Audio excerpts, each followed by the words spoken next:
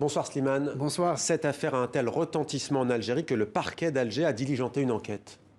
Oui, un retentissement parce que pour les Algériens, les sévices corporels ayant trait aux parties intimes, parce qu'il n'y a pas besoin de faire des descriptions scabreuses et sordides sur ce que veut dire la bouteille et le manche à balai. Elles sont traumatisantes parce qu'elles rappellent la guerre d'indépendance, où les sévices visant les parties intimes étaient courantes. Des sévices qu'on a retrouvés en 88 lors de la répression des émeutes des jeunes et qui aussi se sont produites pendant la guerre civile entre 92 et 99. Donc il y a un lourd passif dans l'inconscient collectif et l'imaginaire algérien. C'est pour ça que ça a pris cette ampleur, d'autant plus que ce jeune a cassé une omerta.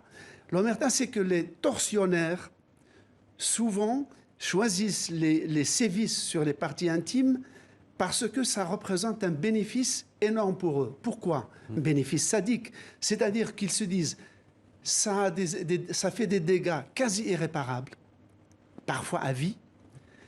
Ensuite, ça ne laisse pas de traces physiques. Et enfin, par peur du scandale ou du déshonneur dans un pays où il y a une culture d'une virilité pathologique, par peur du scandale et par peur d'être déshonoré dans sa virilité, la victime ne le dira jamais.